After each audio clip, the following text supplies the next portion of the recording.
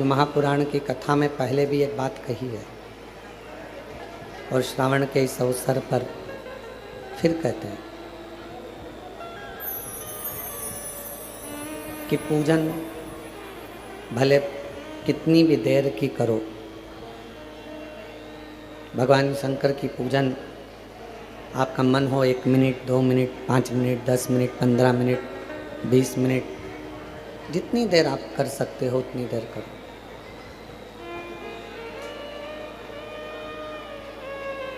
पूजन का कोई समय आपके पास में निश्चित हो कि मैं 10 मिनट भगवान शिव को दूंगी या 5 मिनट दूंगी, 15 मिनट में भगवान शंकर को दूंगी। पूजन कितनी भी देर की करो, पूजन कितनी भी देर की करो, उसका मूल नहीं, सबसे मूल है भगवान पर करा हुआ विश्वास,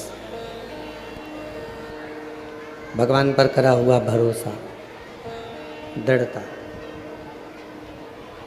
चालू करवा दो, लाइट नहीं है, जनरेटर चालू करवा। पूजन कितनी भी देर की हो वह अपनी जगह पर विश्वास, शिवजी पे भरोसा, दृढ़ता 24 घंटे हर पल हर घड़ी हर क्षण होना चाहिए। क्यों? जितना जितना शिव दुनिया के लोगों पर प्रसन्न हुए हैं वो विश्वास के बल पर हुए, भरोसे के बल पर हुए। और दुनिया का सबसे कठिन काम एक ही है, किसी पर भरोसा करना।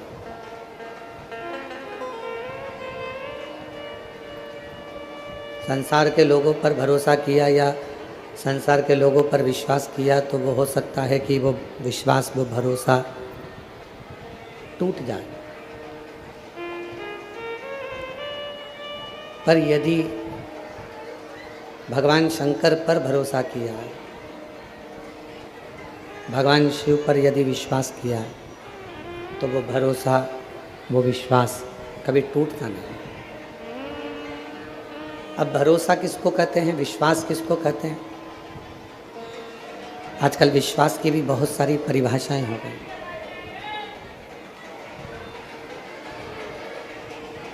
आजकल विश्वास की भी बहुत सारी परिभाषाएं हो गई।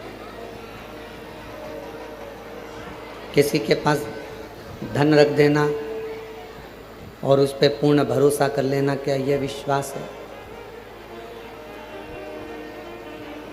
किसी के पास अपनी प्रॉपर्टी रख देना और ये सोच लेना कि ये इस प्रॉपर्टी को मुझे वापस दे देगा, यह विश्वास है? विश्वास अर्थात शिव। आप किसी को धन दें, आप किसी को संपदा दें ना दें, आप किसी को प्रॉपर्टी दें ना दें, पर जिसको अपना मानते हो, जिसको अपना मानते हो उसको, जिसको अपना मानते हो उसको शिव का एक स्वरूप मानो। ये बक्से चल रहा है, जाकर सुनो तो। शिव का एक स्वरूप मानो, भगवान शंकर का एक स्वरूप मानो, एक भरोसा, एक विश्वास, और वो विश्वास हो शिव के प्रति। क्यों? शिव महापुराण की कथा कहती है कि हो सकता है कि परिवार वाले, नातेदार, रिश्तेदार, कुटुंब, कबीला, ये सब हमारा साथ छोड़ दें, पर अंतिम बिंदु तक भी मेरा देव अधिदेव महादेव आपका साथ कभी नहीं छोड़ता। वह हमेशा आपका हाथ पकड़ कर चलता है। और मैंने तेरे ही भरोसे बाबा, तेरे ही भरोसे हवा बीच उड़ती जावांगी बाबा, डोर हटो छड़ी नाम कटी जावांगी। भोले मैं तेरी पतंग, शंभो मैं तेरी पतंग, हवा बीच उड़ती जावांगी बाबा, डोर हटो छड़ी नाम कटी जावांगी। भोले मैं तेरी पतंग। एक विश्वास की दृढ़ता में मेरे शिव की प्राप्ति है। कितना सुंदर लिंग पुराण में कहा गया कि हम जब एक चावल का दाना भी यदि भगवान शंकर जी को चढ़ा रहे हैं, मात्र एक चावल का दाना यदि हम शिव जी को समर्पित कर रहे हैं,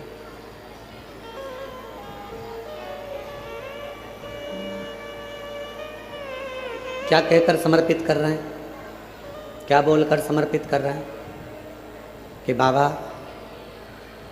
हमारा कुछ भी नहीं, तूने जो दिया है हम वो तुझे दे रहे हैं, तेरा तुझको अर्पण। हमारा कुछ भी नहीं। जब हमारा जन्म हुआ तो हम कोई वस्तु लेकर, कोई सामग्री लेकर, कोई प्रॉपर्टी लेकर, कोई जमीन जायदाद लेकर, कोई घर लेकर पैदा नहीं। आपको और हमको तो ये भी नहीं मालूम था कि हम किसके घर में जन्मेंगे। आपको और हमको तो ये भी नहीं मालूम था कि हमारा नाम क्या होगा, घर कहाँ होगा, मोहल्ला कौन सा होगा, शहर कौन सा होगा, जिला कौन सा होगा, प्रदेश कौन सा होगा। आपको और हमको किसी को नहीं, किसी को।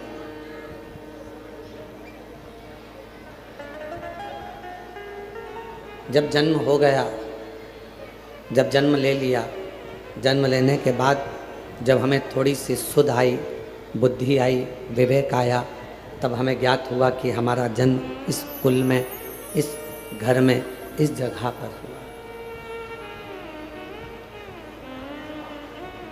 एक फूल को नहीं मालूम होता कि वो सुबह टूटेगा, अर्थी पर जाएगा कि मंदिर में जाएगा।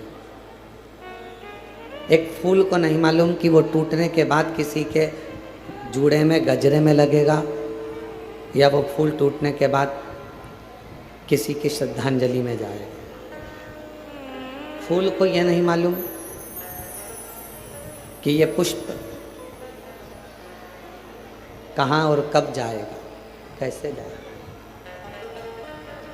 जैसे पुष्प को नहीं मालूम होता कि वो कहाँ कब किस जगह पर जाएगा, वैसे ही संसार में जन्म लेने वाले एक मानव को नहीं मालूम होता कि वो कहाँ कब और कैसे जाए। पर कुछ पूर्व का अच्छा कर्म होता है, कोई पूर्व का किया हुआ अच्छा कार्य होता है, तो अच्छे कुल में, अच्छे घर में, अच्छे परिवार में और सनातन धर्म में और भारत माता की गोद में जन्म मिल जाता है।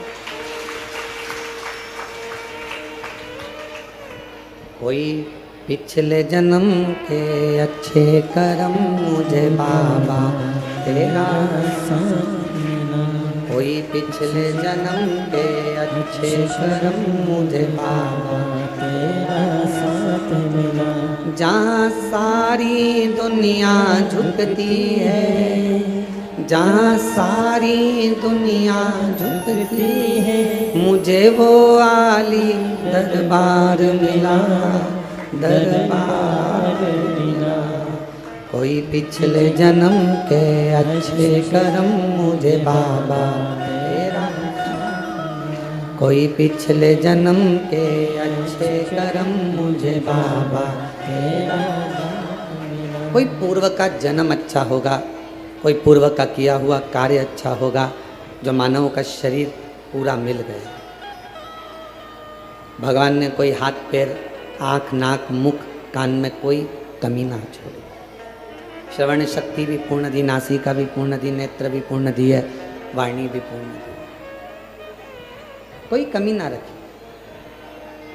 और पूर्व का कोई अच्छा कर्म होगा जो आज सावन के महीने में कावड़ लेकर कुबरेश्वर बाबा के धाम में आकर विराजमान है। कोई पूर्व का कर्म अच्छा होगा जो शिव महापुराण कथा के इस पंडाल में कथा श्रवण करने के लिए, जहाँ कथा सुनने के लिए सबका दिल होता है, कंकर शंकर की भूमि पर कथा श्रवण करने के लिए बैठे। और मैं एरंडोल वाले काबरा जी को और गुप्ता परिवार को धन्यवाद देता हूँ। कोई पूर्व का पुण्य होगा जो जजमान पद आपको श्रावण के महीने में प्राप्त हो। इस श्रावण के अवसर पर आप लोग पहुँचे।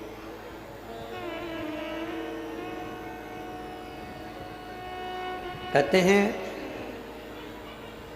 घर के मंदिर में शिव और दिल के मंदिर में शिव दोनों ही कल्याण करने वाले होते हैं, दोनों ही कल्याण करते हैं। घर के मंदिर में जो शिव है, तुम्हारे घर के मंदिर में जो शिवलिंग है, तुम्हारे घर के मंदिर में जो शिवलिंग विराजमान है वो भी कल्याण करने वाला होता है। और तुम्हारे दिल में, तुम्हारे हृदय में जो भगवान शंकर विराजमान है वो भी कल्याण करने वाला है। और कितनी बड़ी बात शिव महापुराण में लिखी है कि जिस घर के अंदर शिवलिंग नहीं हो,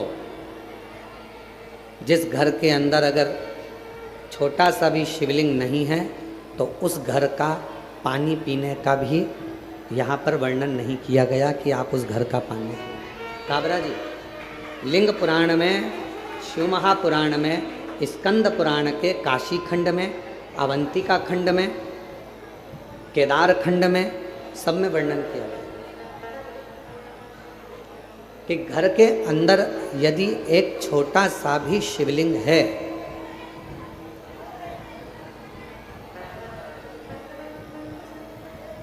घर के अंदर यदि एक छोटा सा भी शिवलिंग है, छोटा सा,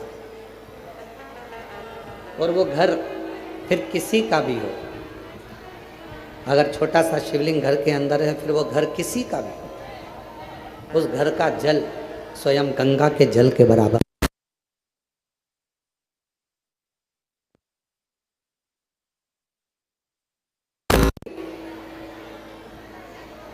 यदि घर के अंदर शिवलिंग विराजमान है, छोटा सा भी अगर शिवलिंग,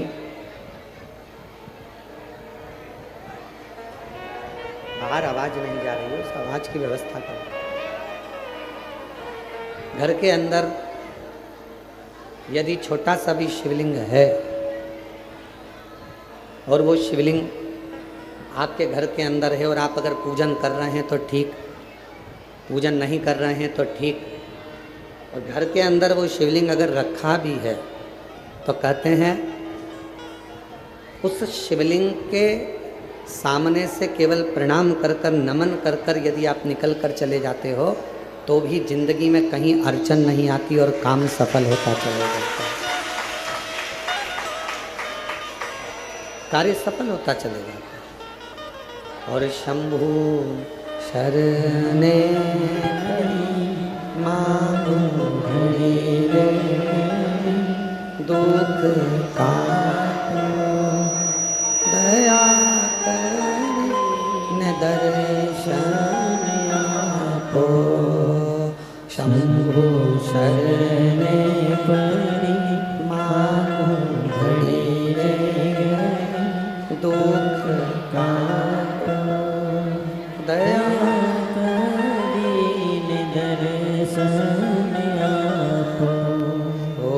शंभु शरणे पड़ी मांगू घड़ी रे घड़ी, दुख काटो दया करी दर्शन आपो।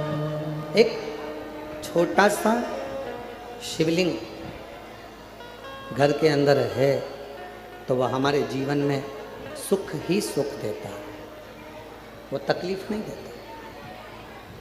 पर ना जाने कैसे कैसे लोग आज के ज़माने में कह देते हैं सोशल मीडिया पर आकर कि घर में शिवलिंग मत रखो।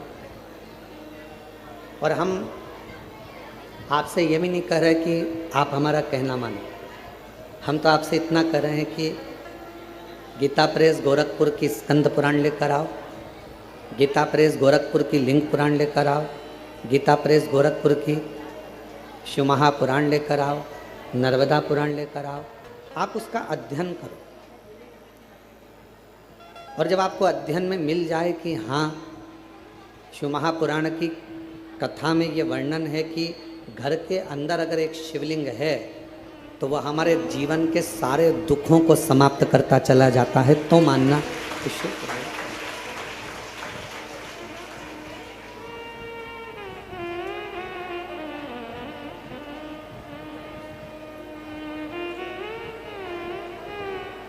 एक एक पुराण के एक एक शब्द का अध्ययन करो, पढ़ो, और नहीं पढ़ सकते तो फिर गुरु की वाणी पर भरोसा करो।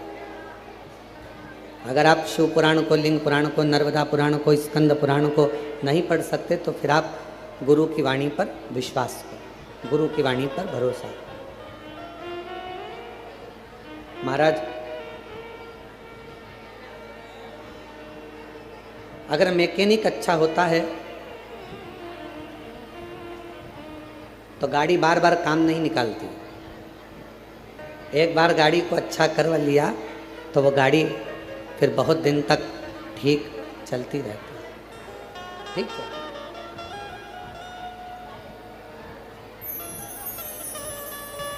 यदि मैकेनिक अच्छा है और मैकेनिक अगर ठीक है, गाड़ी अगर एक बार उसने सुधार दी है तो वो गाड़ी फिर काम नहीं निकाले, फिर वो गाड़ी काम बार बार नहीं निकाल सकती। जैसे मैकेनिक अच्छा है तो गाड़ी बार बार काम नहीं निकालती है, गाड़ी बार बार बिगड़ती नहीं है, उसी तरह यदि गुरु अच्छा है तो ये मन बार बार बिगड़ता नहीं है और गलत जगह पर जाता है। एक मैकेनिक की तरह एक गुरु होता है।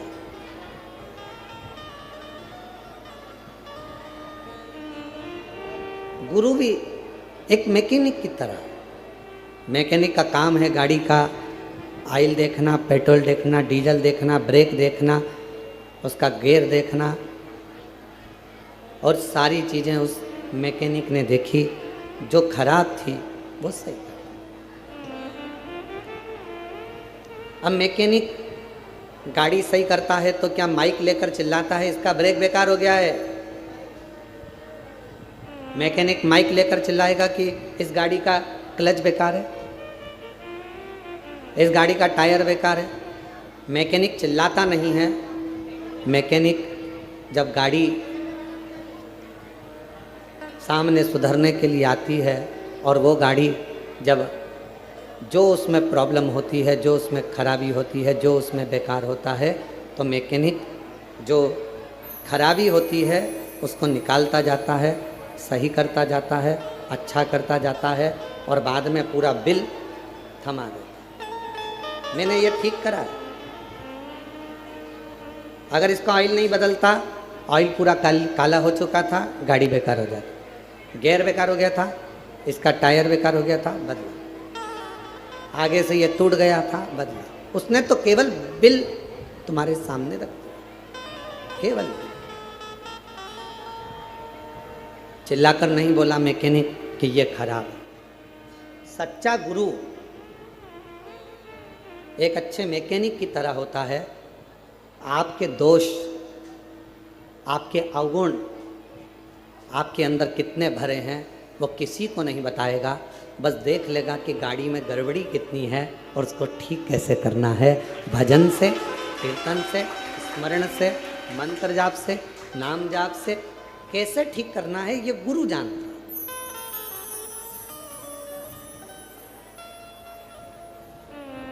और किसी ने बहुत अच्छा कहा, नहाए धोए हरि मिले, नहाए धोए हरि मिले तो मैं नहाऊं 100 बार।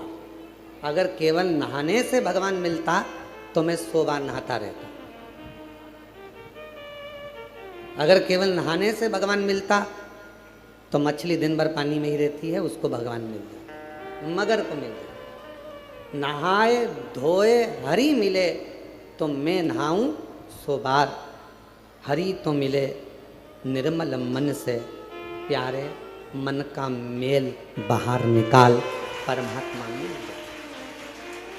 अब कोई कहे कि तुम नहा कर आ रहे हैं, तुम्हें इनको छूना नहीं, या नहा कर आए हैं इनका स्पर्श मत करना।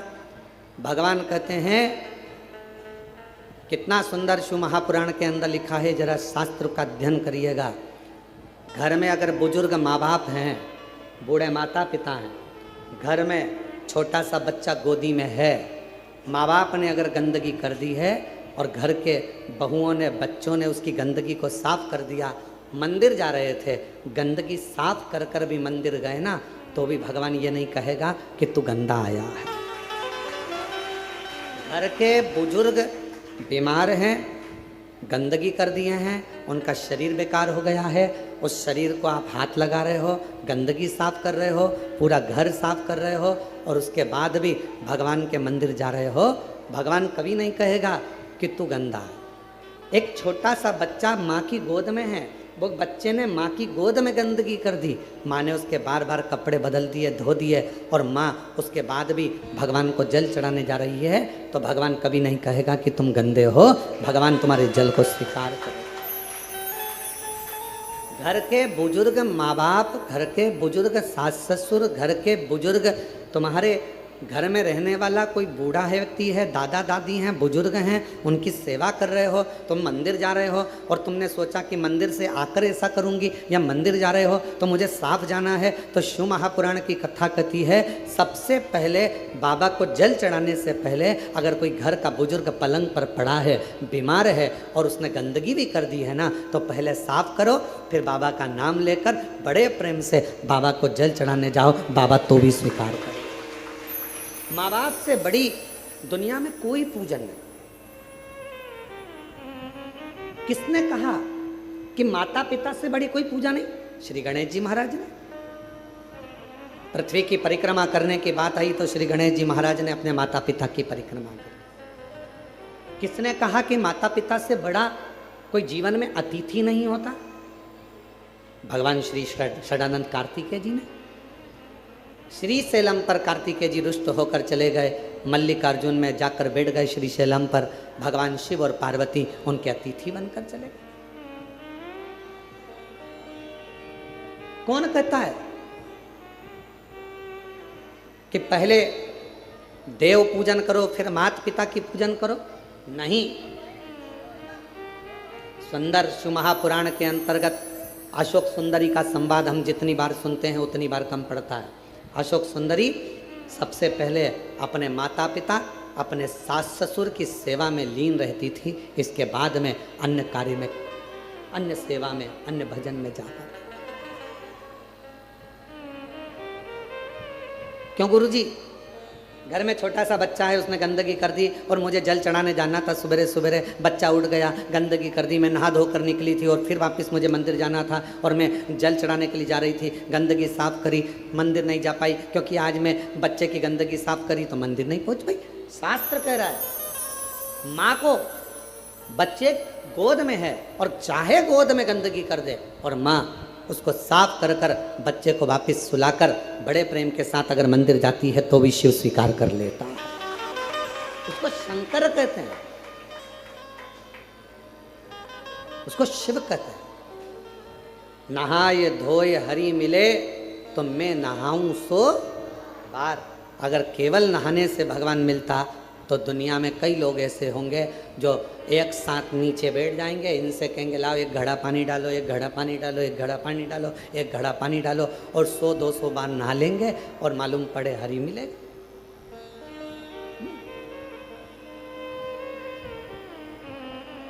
से बात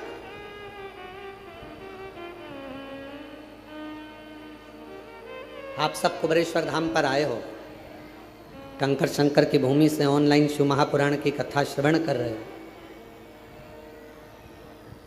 इस पवित्र धाम पर आने के बाद भोजन व्यवस्था हो, चिकित्सा व्यवस्था हो, एम्बुलेंस की व्यवस्था हो या अन्य जितनी व्यवस्थाएं रहती हैं, सारी व्यवस्थाओं का ध्यान रखा जाता है जिससे किसी को तकलीफ नहीं। मेरा भोले बाबा, मेरा शंकर भगवान फिर निवेदन करें तुम्हारे निर्मल मन को, तुम्हारे विश्वास को देखता। फिर कहेंगे पूजन तुम कितनी देर की कर रहे हो उससे कोई मतलब नहीं, पर भरोसा कितना कर रहे हो वो मूल है। जल लेकर आए हो तुम, जब सीवन नदी का जल सीहोर से माँ कावड़ में माँ सीवन का जल लेकर जब तुम चलो और तुम्हारे कंधे पर जब वो कावड़ का जल तुम्हारे कंधे पर आए, उस समय पर तुम इतना याद रखना कि तुम माँ सीवन का जल लेकर नहीं जा रहे हो, तुम भागीरथ बनकर गंगा जी को कावड़ को सिर पर रख कर लेकर,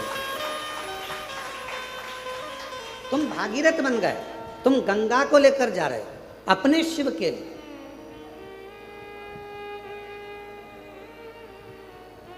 कोई तुमसे कहे जल कहां से भरा, कहा सीहोर से, कितना किलोमीटर जाना है, 11 किलोमीटर है।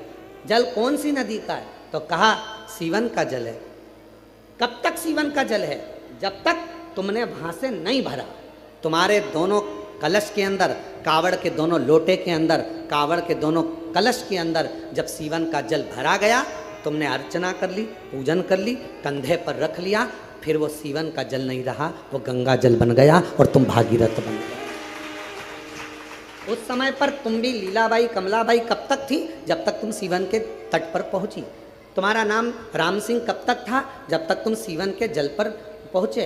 जब तुम सीहोर में सीवन नदी के तट पर पहुँचे तब तक तुम्हारा नाम राम सिंह था, तुम्हारा नाम कमलाबाई था।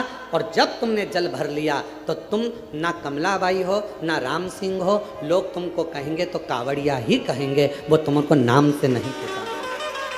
कावड़िया का मतलब ही यही है, कावड़ लेकर जाने वाला। कावड़ का मतलब होता है कि गंगा के जल को भगवान शिव तक लेकर जाने वाला। गंगा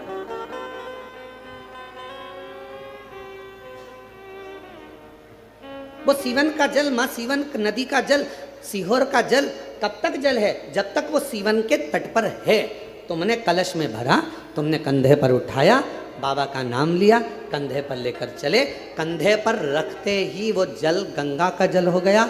और तुम ना कमलेश, ना बिमला, ना राम सिंह, ना ढोलू सिंह, कुछ नहीं, तुम तो केवल कावड़िया भागीरथ हो गए और भगवान शिव के दरवाजे पर जा रहे। शिव के, अब यहाँ किसी का नाम नहीं,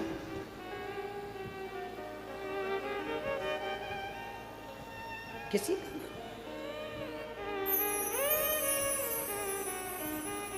क्या देखेगा वो, क्या देखेगा वो? महाराज, जब आप जाओगे उसके दरवाजे पर, जब आप उसकी चौखट पर जाओगे, उसके द्वार पर जाओगे, क्या देखेगा?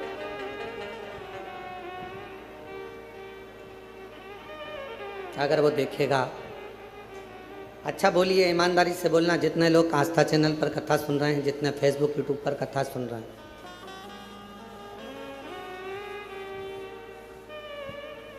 और जहां आप लोग पंडाल में बैठकर भी कथा सुन रहे हैं, वो भी जरा सावधानी से बोलना। भगवान की डायरी में तुम्हारा नाम लिखा है क्या? राम सिंह केरावत, औरंगाबाद से। भगवान कहेगा कि औरंगाबाद से राम सिंह कौन आया है, नाम लिया जाएगा वहां पर? जम के बोलो नहीं। वहां नगर पालिका की डायरी में तुम्हारा नाम होगा, आधार कार्ड की डायरी में तुम्हारा नाम होगा, यहाँ पृथ्वी पर तुम्हारा नाम होगा। वहाँ तो केवल डायरी खुलेगी और उस डायरी में केवल जो जीव आत्मा भेजी गई है, उस जीव आत्मा, जैसे हर मोबाइल में एक छोटा सा कोड, एक छोटा सा कुछ डला होता है जिससे मालूम पड़ जाता है कि मोबाइल कहाँ पर। तुम कोई सी भी सिम फंसा,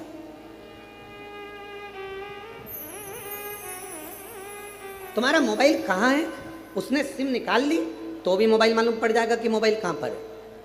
परमात्मा के दरवाजे पर तुम्हारा मोबाइल का नंबर अर्थात तुम्हारा नंबर नहीं चलेगा, तुम्हारा पुण्य कितना है वो देखा जाएगा। ये जीवात्मा आई है, इसका पुण्य कितना है। क्या कहते हैं, ट्रेन में सफ़र करने वाले को यात्री, फ्लाइट में सफ़र करने वाले को यात्री, बस में सफ़र करने वाले को यात्री, उसी तरह भगवान के दरवाजे पर जाने वाले को क्या कहते हैं, भक्त। और गंगा का जल कंधे पर रखकर किसी भी नदी का जल लेकर शिवालय तक सावन के महीने में जाने वाले को कावड़िया कहते हैं, क्योंकि उसकी लेखनी में वही लिखा है, उसकी लेखनी में वही।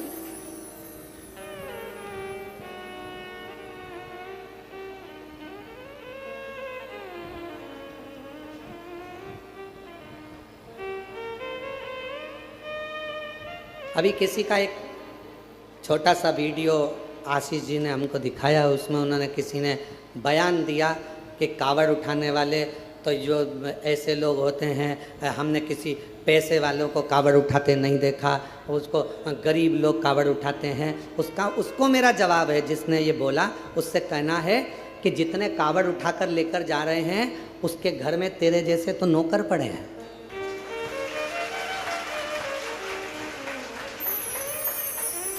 कावड़ उठाने के लिए दम चाहिए, कावड़ उठाने के लिए मन चाहिए, और कावड़ उठाने के लिए वैभव। यहाँ जितने आए हैं सबने अपने अपने घर से आने में 100, 200, 500 रुपये खर्च करे होंगे, तब जाकर कुबेरेश्वर धाम पहुँचा। काबरा जी, बिना पैसा खर्च करे कोई कुबेरेश्वर धाम नहीं पहुँच सकता, बिना खर्च करे हुए कोई उज्जैनी नहीं पहुँच सकता, बिना खर्च करे हुए कोई विश्वनाथ नहीं पहुँच सकता। केवल अपने ऊंचे ऊंचे सिंहासन पर बैठकर मुँह चला देना, अपनी राजनीति का मुद्दा बना लेना और कह देना कि कावड़ उठाने वाले ऐसे, कावड़ उठाने वाले वैसे। सनातन धर्म पर उंगली उठाना सरल है, कभी पत्थर फेंकने वालों पर भी उंगली उठाया करो, तब समझ में आएगा कि आनंदता किसे कहते हैं। किसको कहा, लंकापति रावण सोने की लंका का राजा था, कोई गरीबड़ा नहीं था, जिसके दरवाजे पर स्वयं भगवान को भी रूप बदलकर राम जी का रूप धरकर जाना पड़ा था रावण के सामने। कितना विद्वान होगा जिसके दरवाजे पर 33 कोटि देवता सामने खड़े होते थे, सारी अप्सराएं, गंधर्व, किन्नर, नाग, पशु, पक्षी जिसके द्वार पर रहते थे। सोने की लंका का अधिपति था। और कोई पूछे रावण से, उसके पिताजी से पूछे, विशर्वा बाबा से पूछे कि ये सोने की लंका उनको कैसे मिल गई, कौन ने दी, तो विशर्वा बाबा भी कह देंगे कि ये सोने की लंका देने वाले तो मेरे शंकर भगवान है। लंकापति रावण से पूछे कि सोने का नगर किसने दिया, तो वो भी कह देंगे कि देने वाले शंकर भगवान है। किसी से पूछा जाए, भगवान राम जी से पूछा जाए कि लंका का राज्य तुम्हें कैसे मिल गया, रावण का तुमने संहार कैसे कर दिया, तो कहा शंकर भगवान की कृपा से। भगवान कृष्ण से कोई पूछे कि द्वारका का राज्य कैसे मिल गया, द्वारका के अधिपति कैसे बन गए, तुम्हारे यहाँ संतान की प्राप्ति इतनी हुई कैसे हो गई, तो कहा शिव की कृपा से।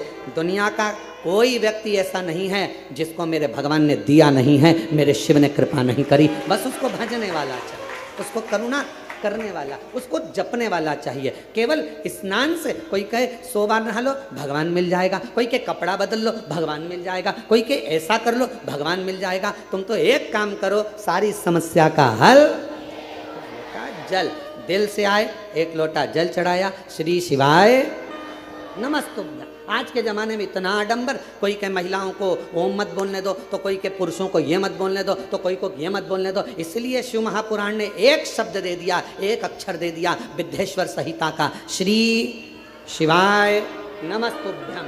अब इस शब्द में कोई लफड़ा नहीं, कोई लड़ाई नहीं, कोई विवाद नहीं, कोई नहीं कहेगा तुमसे कि इसमें ओम लगाओ, कि ये मत लगाओ, कि वो मत लगाओ। आज के ज़माने में लोगों ने, अरे माँ जगतजननी जगदम्बा अम्बा पार्वती पंचाक्षर मंत्र का जाप करती हैं, नमः शिवाय, ओम नमः शिवाय, नमः शिवाय, ओम नमः शिवाय। पहले भी कथा में कहा, पुरुष ओम अक्षर के नाद से प्रारंभ करेगा और स्त्रियाँ नमः शिवाय से प्रारंभ कर कर ओम तक, ओम से फिर नमः शिवाय तक। श्री शिवाय नमस्ते। सहज सरल आडंबर से रहित शंकर को बारंबार प्रणाम। पंचाक्षर मंत्र का मतलब भी क्या होता है? नमः शिवाय का मतलब शिव जी को प्रणाम करता हूँ, ओम नमः शिवाय का मतलब शंकर भगवान को, ब्रह्मांड के रचयिता को प्रणाम करता हूँ, और श्री शिवाय नमस्तुभ्यम का मतलब है शंकर भगवान को प्रणाम करता हूँ। शिव को प्रणाम करना है, भाव शुद्ध हो, मन शुद्ध हो, हृदय निर्मल हो। फिर वही बात आ गई, नहाए धोए हरि मिले तो मैं नहाऊं। जम के बोलो, मैं नहाऊं सो बार। हरि तो मिले निर्मल मन से प्यारे, मन का मेल बाहर निकाल। मन के मेल को निकाल दे तो भगवान को मिलने में देरी नहीं होगी, शिव तेरे सामने खड़ा होगा। शिव को क्या चाहिए? कोई दिखा।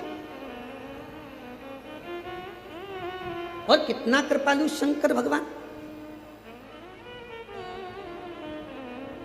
मेरे भगवान शंकर ने कोई धन वैभव संपदा की वस्तु कभी तुमसे नहीं मांगी महाराज। जितने भी शिव भक्त शिव महापुराण की कथा को सुन रहे हैं, बड़े सावधानी से सुनना कि मेरे शंकर भगवान ने तुमसे कभी करोड़ों का धन नहीं मांगा।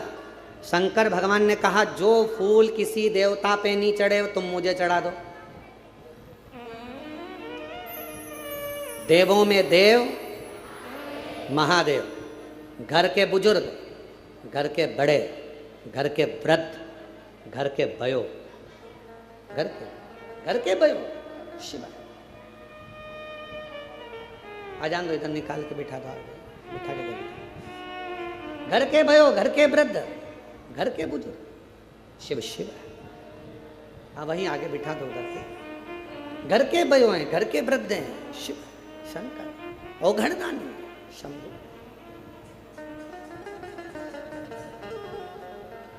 जो पुष्प, जो फूल कोई देवता स्वीकार ना करे वो मुझे दे दीजिए। और कितनी सुंदर बात कही, सबको अंबर पीतांबर वैभव चाहिए। शिव जी कहते हैं कोई देवता ऐसा नहीं होगा जिसको शमशान की राख चाहिए हो। एक काम करो, वो राख किसी काम की नहीं है, मुझे चढ़ो।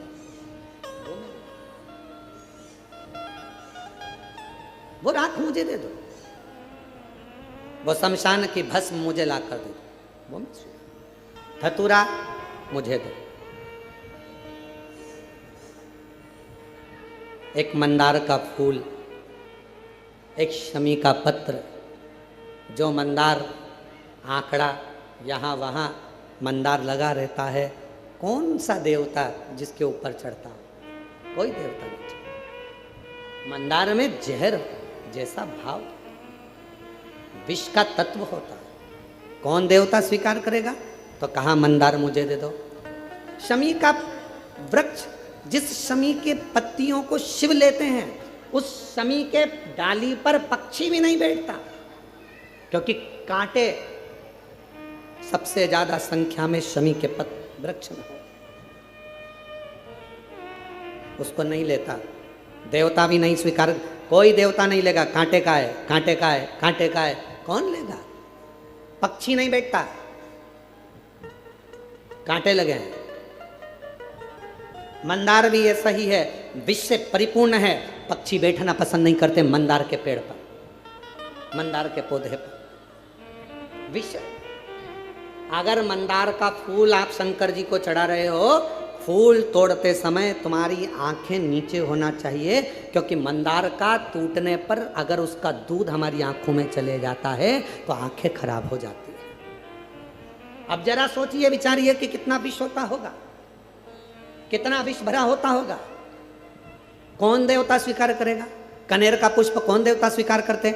जो पुष्प कोई ना ले वो मुझे दो, जो पत्ती कोई ना ले वो पत्ती मुझे दो, मुझे वो दे दो जो किसी काम का नहीं है, क्योंकि शिव कहते हैं जो किसी काम का नहीं होता वो मेरे काम का होता है, और मेरे काम का हो गया तो फिर वो जगत के काम का होगा। जो मेरे काम का हो गया वो पूरे जगत के काम का हो जाएगा, पूरे जगत के काम का।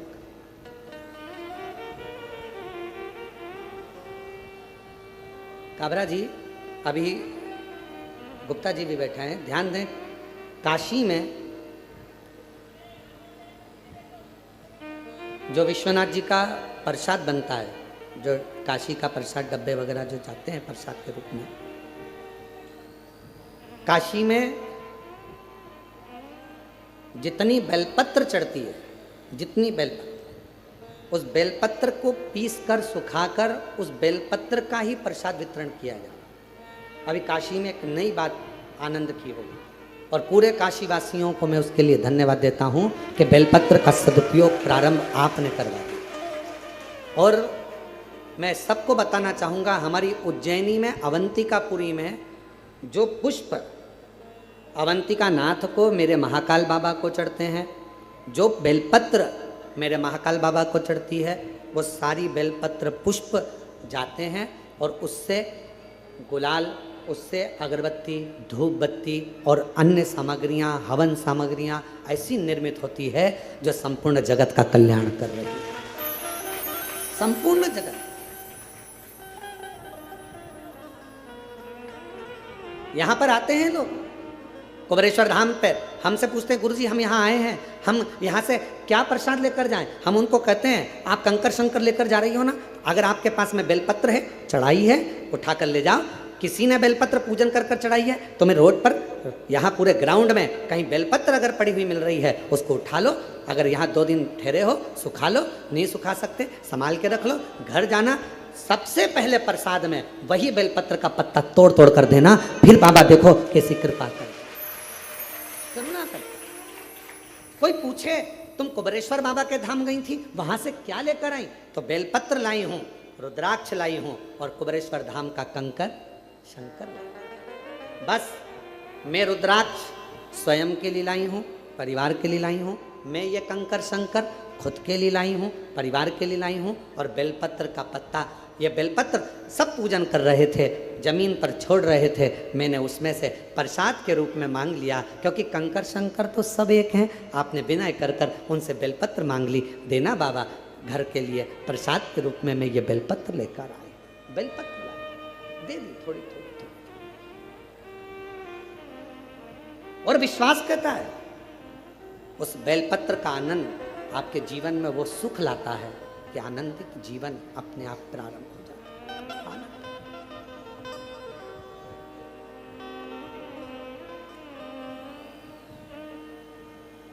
हम इस प्रांगण में भी ज़्यादा नहीं निकलते, क्यों? आप लोग चरण छूने का प्रयास करते हो और हम हमेशा एक ही बात कहते हैं कि चरण हमारे नहीं, देवाधिदेव महादेव, ये कंकर शंकर की भूमि है। यहाँ शंकर के चरण पकड़ो, बाकी के किसी के चरण मत पकड़ो। यहाँ शिव के शंकर, हम नहीं निकलते। जब भी कोई कार्य देखने के लिए बाहर निकलते हैं और कोई कहता है गुरु जी कृपा, हम उनसे कहते थे वो नीचे बेलपत्र पड़ी, उठाओ जरा, लाओ, ले जाओ। बाबा सब करुणा करते हैं, बेलपत्र से बड़ा क्या दे। कुबेरेश्वर धाम आए हो तो 3 चीजों का स्मरण रखना। पहले नंबर पर रुद्राक्ष। यहाँ का रुद्राक्ष ना बेचा जाता है, ना किसी को दिया जाता है। यहाँ का रुद्राक्ष तो झोली पसार कर, हाथ फैलाकर बाबा के दरवाजे से मांग कर लेकर जाओ, कहकर जाओ बहुत तकलीफ में हूँ, मुझे विश्वास है तू मेरी झोली भर देगा, मैं वापिस आऊँगी, मैं तुझे लेकर जा रही हूँ। बहुत बीमार है घर में, उसके लिए तू चल, उसकी रोग, उसका दुख मिटा देना। कुबेरेश्वर बाबा तेरे भरोसे पर आई हूँ। मैं नहीं जानती कि मैंने कुछ पुण्य करा कि नहीं करा, पर एक पुण्य जरूर करा कि आज तेरे धाम से मैं तुझे अपने घर तक लेकर जा रही हूँ। ये आए हो यहाँ का रुद्राक्ष, कंकर शंकर पूजन करी, 4 कंकर छोड़कर 1 कंकर लेकर चले गए। बाबा तू मेरे साथ चल, जिस दिन कार्य पूर्ण हो वापिस लेकर आ जाऊंगी। एक पत्र आया,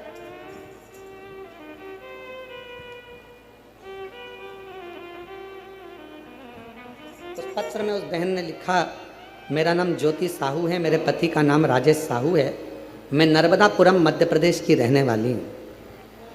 हम 9 साल से किराए के मकान में रहते हैं। हमने बहुत बार प्रयास किया हमारा खुद का मकान हो, पर पति अकेले कमाने वाले, हमारे यहाँ कुछ ऐसा धन नहीं कि हम कोई मकान ले सकें। फिर किसी ने कहा कि सियोर वाला महाराज कथा कहता है और वहाँ कंकर शंकर की भूमि है, अगर वहाँ जाकर कुछ मांगा जाता है 3 महीने में बाबा बुला लेता है। हम पहली बार 1 मार्च 2025 को यहाँ आए। अभी कौन सा महीना चल रहा है? जम के बोलो, जुलाई। ये कब आई? 1 मार्च 2025 को हम सीहोर में आ गए। कथा सुनी, बाबा से झोली पसार कर, इसी कथा के पंडाल में बाबा को झोली पसार कर कहा, हमारी हैसियत नहीं कि हम मकान ले सकें, क्योंकि खाने तक के लाले, किराए के मकान में रहते रहते 9 साल हो गए। आप करुणा करेंगे, सबकी झोली भरते हो, मेरी भी भर दो। कंकर ले गए, रुद्राक्ष ले गए, बेलपत्र ले गए, और बाबा ने ऐसी कृपा कर दी, लोगों की तो 3 महीने में, हमारे को तो बाबा ने 15 दिन के अंदर ही रिजल्ट दे दिया। और हमारी हैसियत से ज़्यादा हमारे बाबा ने झोली दी। गुरुदेव इतना दिया मेरे बाबा ने कि मेरी झोली खाली, क्या बोलूँ मैं कि झोली तंग हो गई, इतना मेरा बाबा दे। मकान दुकान क्या ना देता। और तेरी कृपा का क्या है। कहीं बैठी हो? मेरा नाम ज्योति साहू है, मेरे पति का नाम राजेश साहू, नर्मदापुरम मध्य प्रदेश की रहने वाली है। तेरी कृपा का क्या है भरोसा, कब किस पर हो जाए, जरा से हम पर कर दो, जरा से हम पर कर दो। जिस पर भी हो गई तेरी करुणा कृपा। जिनका पत्र है वो पीछे से आना, जिनका भी पत्र है आगे से कोई नहीं आएगा, जिनके भी पत्र पढ़ेंगे वो पीछे से आए, पीछे वाले रास्ते से। शिव शिव है, शंकर शंकर है। कंकर शंकर की भूमि कुबरेश्वर धाम पर आ रहे हो, सेवा करो। झाड़ू मिल जाए झाड़ू निकालो, झाड़ू ना हो कोई सामान पड़ा हो उस जूट से थोड़ा सा मार्ग सुलभ करो। कंकर शंकर एक जगह रखे हैं, उनको उठाकर दूसरी जगह रख दो, सफाई करो, साफ रखो। रुद्राक्ष खूब प्रेम से मांगो बाबा के दरबार से, खूब।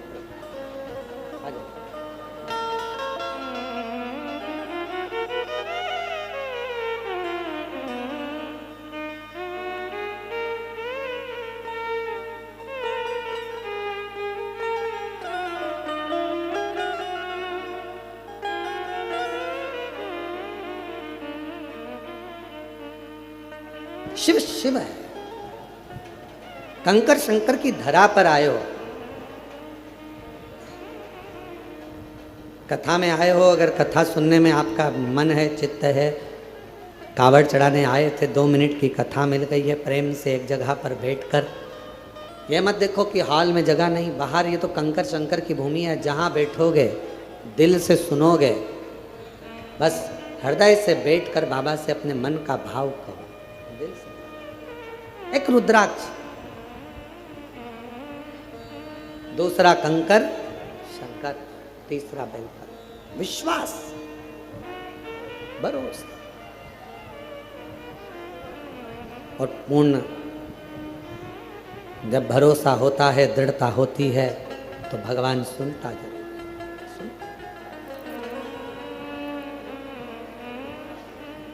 आप किसके आश्रित होकर आ रहे हो? आप किसके भरोसे जा रहे हो?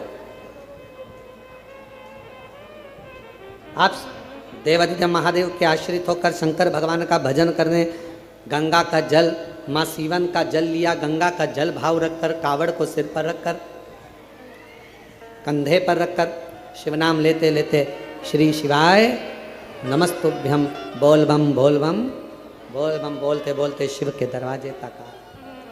देने वाला वो, करो। शिव जी ने कहा कि मुझे वो दे दो जो किसी काम का नहीं है, उसको मैं अपने पास रखकर काम वाला बना दूं। शमशान की राख को शंकर भगवान ने अपने तन से लगाया। आज वो शमशान की राख भी लोग अपनी तिजोरी में रखते हैं संभाल कर, अगर मंदिर से मिल जाती है तो। अवंतिका नाथ से, मेरे विश्वनाथ जी से अगर भस्म भी मिल जाती है तो लोग उसे संभाल कर रखते हैं।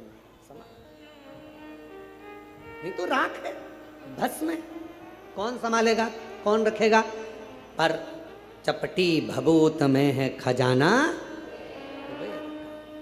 कुबेर का खजाना चपटी भभूत में, जैसे कंकर शंकर की भूमि को कुबेरेश्वर महादेव कहते हैं, कुबेर भंडारी की भूमि कहते हैं। यहाँ की रज, यहाँ का कंकर, यहाँ की धूल, यहाँ की मिट्टी स्वयं कुबेरेश्वर बाबा का चरण का प्रसाद है। स्वयं यहाँ की रज, यहाँ का कंकर, यहाँ की मिट्टी, यहाँ का रुद्राक्ष, यहाँ का बेलपत्र अगर इस भूमि पर स्पर्श भी हो जाता है तो वो अपने आप में एक प्रबल औषधि के रूप में, एक आनंद के रूप में हमारा भंडार भरने वाला शिव शंकर। भस्म लगाई मेरे शिव जी ने तो भस्म करोड़ों की हो गई। चपटी भभूत में है खजाना कुबेर का, चपटी भभूत में खजाना। शिव जी ने कहा जो किसी काम का नहीं वो मुझे दे दो, जो किसी काम का नहीं वो मेरे काम। और फिर कहूं आप सबसे, दुनिया के लोग आपको ताना देंगे, दुनिया के लोग आपको अपशब्द कहेंगे, दुनिया के लोग आपको गालियां देंगे, आड़ा टेढ़ा कहेंगे। ये मंदिर जाती है, कभी शमी पत्र चढ़ा देती है, कभी बेलपत्र चढ़ा देती है, कभी ये चढ़ा देती है। लोग कहेंगे ये तो कहीं कोई टोना कर रही है, कहीं कुछ कर रही है। कहने वाला सब कहता रहेगा आग लगे बस्ती में, अपन रहो मस्ती। अपना शिव, अपना पिता, अपना शंकर, देव अधिदेव महादेव अपने हैं। हम उसकी संतान है। हम जिस रूप में, जिस भाव में, जैसे महादेव को भजेंगे, हमारा महादेव हमारी उस भाव में श्रवण करे। जिस भाव, कल शिवरात्रि है, आज प्रदोष है। कितने किस्मत वाले हो आप लोग। सावन का महीना, प्रदोष का दिन, साथ में शिव महापुराण की कथा, कावड़ का जल, आप सब कितनी करुणा। कल शिवरात्रि है, कल बाबा की शाम को 7 बजे से 8 बजे तक ऑनलाइन पूजन होगी। पूजन के समय पर हो सकता है लाइट चले जाए तो आस्था चैनल पर, हो सकता है टीवी बंद हो जाए तो मोबाइल पर भी हमारी जो समिति का जो भी लिंक है उससे जुड़ कर रहें और उसको पूजन को ऑनलाइन करें। मान लो ऑनलाइन करने में भी आगे पीछे हो जाओ, टेंशन मत लेना। बाबा का भजन करना, दिल से बाबा को भजते रहना, श्री शिवाय नमस्तुभ्यम कहते रहना और बाबा को निमंत्रण देते रहना। बाबा तुम्हारा कल्याण जरूर। पूरा विश्व, पूरा देश नहीं विदेश में भी लोग कल का इंतजार कर रहे हैं। सावन की शिवरात्रि का इंतजार पूरी दुनिया करती है। एक एक बेटा बेटी जो कंपटीशन एग्जाम में बैठने वाले होते हैं, पढ़ने वाले होते हैं, दुकानदार, व्यापारी, महिलाएं, सब कल का इंतजार करती हैं कि सावन की शिवरात्रि का ऑनलाइन पूजन होगा। हम पार्थिव शिवलिंग का पूजन करेंगे, शंकर जी कुबेर भंडारी हमारे घर में आएंगे। साल भर हमारा भंडार खाली नहीं होगा, हमारा घर परिपूर्ण होगा, बड़ा होगा। इंतजार करें आप और हम सब। जो घर पर नहीं है, जो यहाँ है, वो यहाँ पूजन करेंगे। शाम को 7 बजे आप और हम इसी हाल से बड़े आनंद के साथ में पार्थिव लिंग का पूजन बाबा को ऑनलाइन पूरी दुनिया के साथ में, पूरे विश्व के साथ करेंगे। हृदय से पुकारना उसको, हृदय से। और आखिरी में जब पूरी पूजन हो जाए, पंडित जी विसर्जन का मंत्र बोल दें। और अगर मंत्र ना भी लाइव में आ पाए, आखिरी में पूजन होने के बाद विसर्जन का भाव रखते हुए बाबा से झोली पसार कर कह देना, बाबा कुबेर भंडारी खूब भंडार भरना, रिद्धि सिद्धि के साथ पूरे परिवार के साथ हमारे घर में सदा विराजमान रहना, करुणा करना। हम भले आपको विसर्जन कर दें पर आपकी कृपा हम पर जीवन पर्यंत रखना, ऐसी करुणा, ऐसी करुणा। शिव जी ने कहा कि जो किसी काम का नहीं वो मुझे दिया जाए। किस काम का? पर मेरे भगवान शंकर तुम्हारे पूर्व जन्म का भजन का बल देखते हैं, पूर्व जन्म का तुम्हारा संस्कार देखते हैं। नीचे के लोग तुम्हारा नाम देखेंगे, डिग्री देखेंगे, आईडी कार्ड देखेंगे, ऊपर वाला पुण्य देखेगा। ऊपर वाला तुम्हारा आईडी कार्ड नहीं देखेगा कि भानु प्रताप कहाँ रहता है, कहाँ से आया है, फरीदाबाद से, फिरोजाबाद से, आगरा से, ग्वालियर से, नहीं। ऊपर वाला तुम्हारा पुण्य देखेगा कि इसने पुण्य किया, पुण्य। और कितना सुंदर शिव महापुराण में 2, एक शमी पत्र, बेलपत्र, मंदार, धतूरा, इन सब की बड़ी महत्वता होती है, बड़ी। कल शिवरात्रि की पूजन में लाल फूल, श्वेत फूल, गेहूं के दाने, काली मिर्च, तिल, धतूरा, इन सब का बड़ा महत्व होता है। इसलिए एक एक चीज़ जो शिव पुराण में वर्णित है उसको छाट छाट कर आप लोगों को लिस्ट चल रही होगी आस्था चैनल पर। और पूरे आस्था चैनल पर हमने कहा है आस्था वालों को कम से कम पूरी कथा में 10 से 15 बार थोड़ी थोड़ी देर ठहरा कर उस लिस्ट को दिखाएं, जिससे लोग अपने मोबाइल पर उसका फ़ोटो खींचें।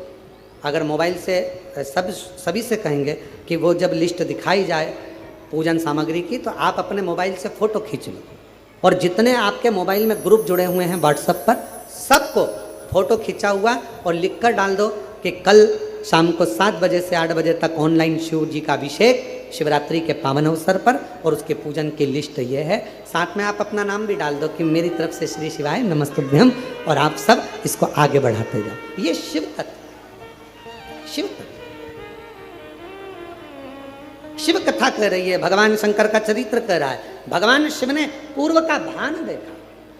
शमी पत्र, मंदार, धतूरा, बेलपत्र, इन सबके पुण्य की महत्वता कितनी कितनी महत्व। शिव महापुराण का एक चरित्र बड़ा सुंदर आता है और ये कथा हम पहले बात चुके हैं।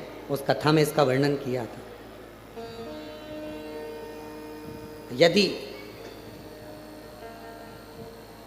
भगवान गणेश जी की पूजन और भगवान शंकर की पूजन दोनों जब शमी पत्र से करी जाती है तो शरीर में कैसा भी रोग भरा पड़ा हो, डॉक्टर ने कह दिया कि यह बहुत बेकार रोग है और ये रोग इसका पीछा नहीं छोड़ेगा। यदि आपको डॉक्टर ने कह दिया कि ऐसा है, डॉक्टर की दवाइयाँ लो, जांच कराओ, डॉक्टर को दिखाओ, रिपोर्ट लाओ, पर साथ में 7 स्थान बताए हैं जहाँ पर शमी पत्र को अगर चढ़ाते रहे तो वो रोग कितना भी बड़ा हो, आखिरी में वो रोग समाप्त हो ही जाता है। 7 स्थान बताए शमी पत्र। अब शमी पत्र के 7 स्थान तो बताएं, पर शमी पत्र की इतनी महत्वता क्यों है, मंदार की इतनी महत्वता क्यों है, गणेश जी की पूजन में, शिव जी की पूजन में इतनी महत्वता क्यों है? 7 स्थान पर शमी पत्र का वर्णन किया गया। 7 स्थान, शिव महापुराण के वो 7 स्थान शिवलिंग के आप लोग देखेंगे, दर्शन करेंगे। ये मानकर चलिए ये जलाधारी है, ये जहाँ से जल बहता है वो स्थान है। ये शिवलिंग है, समझ में आ रहा है सबको?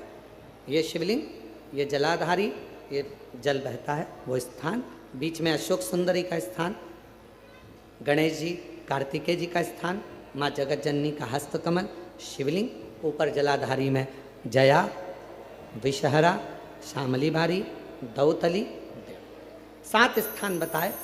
पहला स्थान अशोक सुंदरी का स्थान, द्वितीय स्थान भगवान श्री गणेश जी महाराज का स्थान, जहाँ गणेश जी का स्थान है सीधे भाग में उस स्थान। तृतीय स्थान माँ पार्वती जी का हस्तकमल। चतुर्थ स्थान भगवान शंकर का शिवलिंग। चौथा स्थान। 5वां स्थान नंदी का उठा हुआ चरण, जो नंदी का पांव उठा हुआ रहता है एक आगे वाला, 5वां स्थान। और 2 शमी पत्र भगवान शंकर के सम्मुख में से अपनी कामना कर 3 बार पंचाक्षर मंत्र का या श्री शिवाय नमस्तुभ्यम का स्मरण कर वो शमी पत्र भगवान शंकर के शिवलिंग पर फिर समर्पित कर दिया जाए। अगर ये 7 शमी पत्र समर्पित कर 1 बेलपत्र शिव जी को समर्पित करा जाता है तो धीरे धीरे कैसा भी बड़े से बड़ा रोग हो वो धीरे धीरे कटना प्रारंभ हो जाता है। शमी पत्र की महत्वता, पूजन में वर्णन, शमी की इतनी महत्वता क्यों है, तो शिव महापुराण में यह भी वर्णन किया गया। औरव मुनि के, औरव ऋषि के कोई संतान नहीं थी,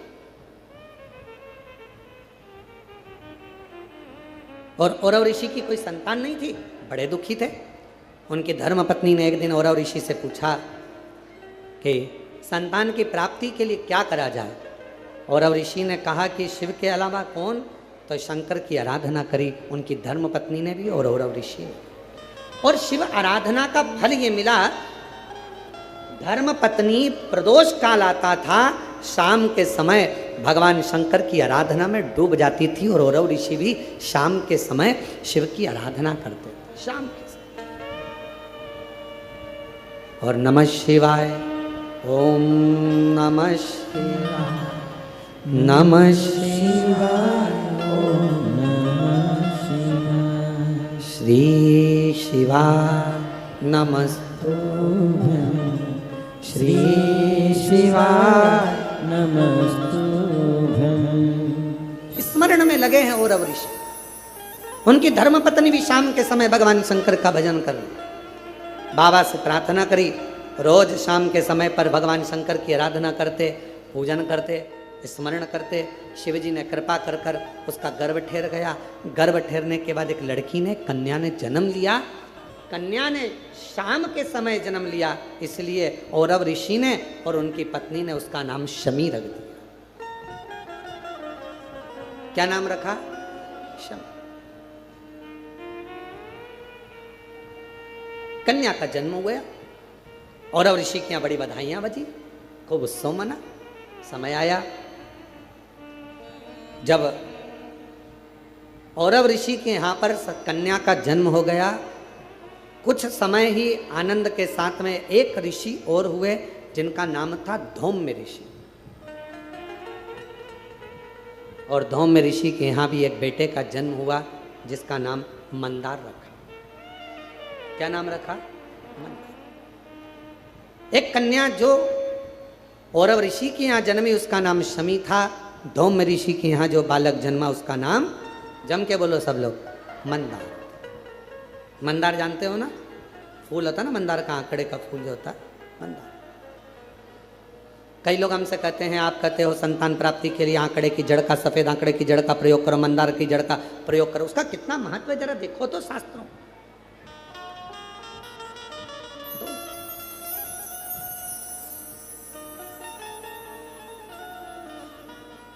औरव ऋषि की बेटी बड़ी हुई, धौम्य ऋषि का बेटा बड़ा हुआ। दोनों बड़े हो गए। उनका विवाह दोनों ने पक्का कर दिया, औरव ऋषि और धौम्य ऋषि। शमी और मंदार की शादी हो गई। छोटे थे, पहले के समय में छोटी अवस्था में विवाह हो जाता था। आज के समय में तो अवस्था हो जाती है, छोटा समझ में ही नहीं आता कब विवाह करना। पहले लोगों ने विचार करा, पढ़ाओ पढ़ाओ पढ़ाओ पढ़ाओ पढ़ाओ, मना नहीं। फिर नौकरी नौकरी, धंधा पानी, नौकरी नौकरी करते करते कब 30-35 साल के हो गए, विवाह का ध्यान नहीं रहा। फिर बाद में लड़का देख रहे, लड़की देख रहे, विवाह पक्का ना हो पा रहा। फिर ना जाने कहाँ कहाँ जाकर, महाराज जी हमारी पत्रिका देखो, महाराज जी हाथ देखकर बताओ, महाराज जी कुछ बताओ, शादी हो जाए, ब्याह हो जाए, जल्दी से ब्याह हो जाए, शादी हो जाए, ऐसा कोई उपाय बताओ, कोई ऐसा काम करो। अरे भाई, जब विवाह का उम्र था, पढ़ो, मना नहीं। खूब विद्याध्ययन कराओ, मना नहीं। काम धंधे से भी लगो, मना नहीं। बिजनेस करो, नौकरी करो, सब करो, पर शादी जैसे एक उम्र होती है कि मिलिट्री में, आर्मी में इतनी उम्र के व्यक्ति को लिया जाएगा, उसके बाद लेते हैं क्या उसको? जम के तो बोलो जरा। नहीं, मिलिट्री की उम्र है, कमाने की उम्र है, माता की गोद में बैठने की उम्र है, हर चीज की उम्र है। उसी तरह विवाह की भी एक उम्र है, शादी भी समय पर करिए। आज जो इतने इतने ना जाने कितने कितने बखाड़े हो रहे हैं, रोज सोशल मीडिया पर, अखबारों में रोज पढ़ने को मिलता है, ऐसा हो गया, वैसा हो गया। समय पर सब चीज अच्छी लगती है, समय का ध्यान, समय। इसीलिए शिव महापुराण की कथा कहती है, धन सत्ता वैभव कुर्सी पद प्रतिष्ठा मिलना, ये मिल रहा है, प्राप्त हो रहा है। धन मिला, सत्ता मिली, वैभव मिला, कुर्सी मिला, पद मिला, प्रतिष्ठा मिली, सब कुछ मिली। हो सकता है कि यह तुमको प्राप्त हो जाए, कैसे ना कैसे मिल जाए, कैसे ना कैसे तुम्हारे भाग्य में आ जाए। ये सब मिलना भाग्य की बात नहीं है। सबसे ज़्यादा भाग्य की बात तब है, सबसे ज़्यादा भाग्य की बात तब है जब सबसे ज्यादा भाग्य की बात तब है जब एक अच्छा गुरु और एक अच्छी धर्म पत्नी आपकी संगनी बनकर साथ चले, तो समझ लेना कि भाग्य। एक गुरु अच्छा मिल जाए, एक धर्म पत्नी अच्छी मिल जाए। गुरु तुम्हें स्वर्ग की सीढ़ी चढ़ाने की राह बताता है और धर्म पत्नी तुम्हारे साथ रहकर घर को स्वर्ग बनाने का प्रयास करती है। धर्म पत्नी घर को स्वर्ग। शिव कथा कर रही है, भगवान शंकर का चरित्र कर रहा है, शिव महापुराण की कथा कर रही है, भगवान शंकर का चरित्र कर रहा है। शमी और मंदार का विवाह हो गया, दोनों की शादी हो गई। शादी होने के बाद मंदार को गुरु जी के घर पर विद्या अध्ययन करने जाना था और उन्होंने अपनी धर्म पत्नी को अपने परिवार के कहने पर मायके में छोड़ दिया, क्योंकि छोटी थी, अभी युवान अवस्था तक वो मायके चले गए। पढ़े लिखे युवान हुए, पत्नी को लेने के लिए पहुंच गए। जब अपनी धर्म पत्नी को लेकर आ गए, घर में रहे, एक दिन उनके मन में आया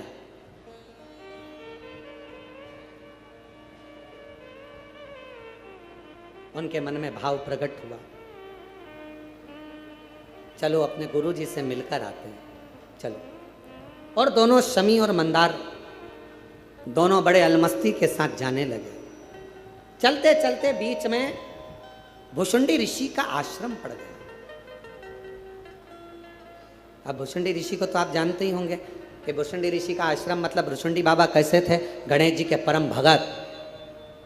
और भुषुंडी ऋषि ऐसे ऋषि थे भुषुंडी जी कि शायद दुनिया में इतना सुंदर ऋषिवर कोई हुआ ही नहीं, इतने सुंदर थे।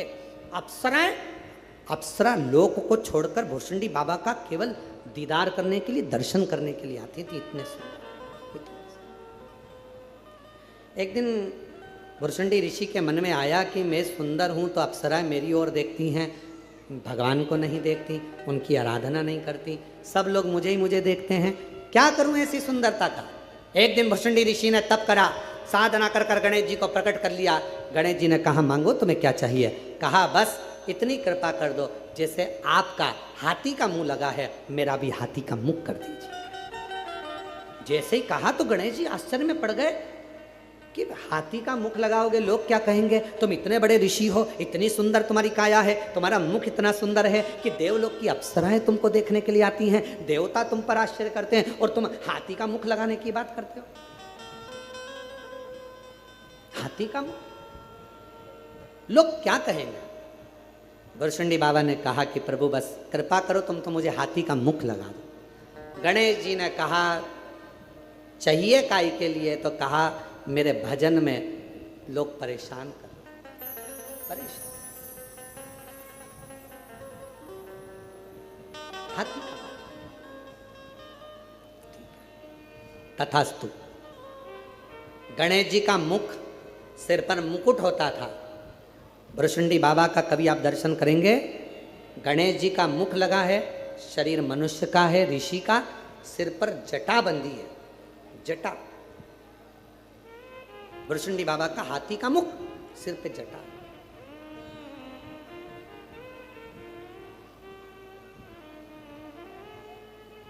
भुषुंडी बाबा वहां अपने आश्रम में थे। शमी और मंदार निकल कर जा रहे थे दोनों। अब नवयुवक थे, युवान थे, कई बार हंसने में आ गया। जैसे ही उन्होंने भुषुंडी बाबा का रूप देखा कि हाथी का मुख लगा है, मनुष्य का शरीर है, सिर पे जटाबंदी है, बड़े हंसने लगे और जो ठाका लगाकर हंसे, इतनी देर में भुषुंडी बाबा को क्रोध आ गया। और भुषुंडी बाबा को जैसे ही ऋषि को क्रोध आया, उन्होंने श्राप दे दिया, ए शमी, ए मंदार, तुम इतने सुंदर, इतने विद्वान, इतने ज्ञानवान होने के बाद भी एक ऋषि पर हंसे हो, मैं श्राप देता हूं, ये तुम्हारी जड़ता है, इसलिए तुम दोनों वृक्ष के रूप में हो जाओ, ये मेरा श्राप है। चरणों में पड़ गए, क्षमा करो, क्षमा, गलती हो गई, क्षमा कर दो।